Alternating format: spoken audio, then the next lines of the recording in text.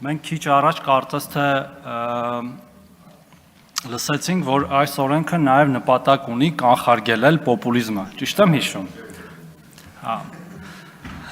Ես ուզում եմ ասել, որ այս օրենքը կլասիկ օրինակ է պոպուլիզմի, հարգելի գործընկերներ։ Մոտավորապես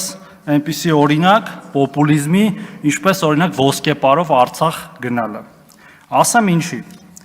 Որովհետև նույն տրամաբանությամբ կարելի է նաև թիվ ֆիքսել։ Եկեք ֆիքսենք, որ այսուհետ պետք է լինի 100,000 դրամ թոշակը, մինիմալ։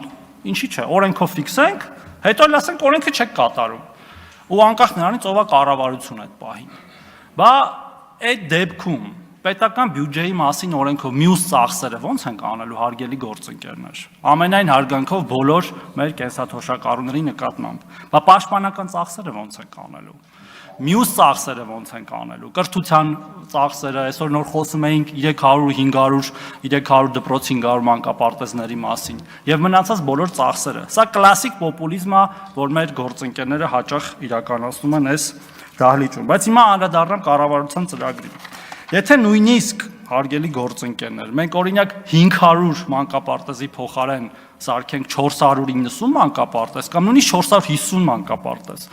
երբ որ դուք քայլում եք մեր գյուղերում եւ քաղաքներում, ակնհայտ է այդ դպրոցաշինության ու մանկապարտեզաշինության ծավալը։ Եվ եթե մենք այո նույնիսկ թվային այդ թիվը մենք չխփենք, այսպես ասած, այն որ ասում են 100-ից 100 խփենք, չխփենք կամ խփենք։ Մեր ընտրողները դա կգնահատեն եւ քվեն իրանց կտան ըստ դրա։ Հաջորդը մենք կենսաթոշակառուների սոցիալական վիճակը բարելավելու համար ոչ միայն կենսաթոշակի բարձրացմամբ ենք զբաղվում։ Մենք այլ ձևերով ենք փորձում մեր հարգելի մեծահասակներին, որոնք մեր տատերն են, պապերն են, ծնողներն են, ապահովել ավելի բարելավված իրավիճակ։ Օրինակներ բերեմ։ Օրինակ նույն հետվճարի համակարգը, դա դրանցից մեկն է։ Երկրորդը տրանսպորտից օգտվելու զեղչը վերջերս ներդրված։ Երրորդը խոսք գնաց դեղերի ձեռբերման մասին։ Մենք տարբեր տեսակի կենսաթոշակառուների համար ունենք 30-ից 50% փոխհատուցման չափ։ Այսինքն, այս ամեն ինչը պետք է նայել ամբողջության մեջ։ Իհարկե մենք հեռու ենք իդեալական վիճակից, որ մենք երազենք ունենալ եւ մենք պետք է ձգտենք դրան, բայց ասել, որ ոչինչ չի արվում, դա առնվազն ճիշտ չի։ Եվ երկրորդը պետք է նայել ամբողջության մեջ այս ամեն ինչը։ Եթե մենք վստահ չենք, որ այդ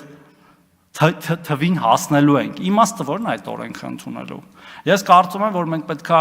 անկախ նրանից նույնիսկ դա ընդդիմությունն է բերում, թե իշխանությունն է բերում, այս նախագիծը մի քիչ ավելի կոնստրուկտիվ գտնվենք եւ նաեւ այսպիսի մեր խոսույթով հավելյալ սպասումներ չգեներացնենք մեր սիրելի կենսաթոշակառուների մոտ։ Շնորհակալություն։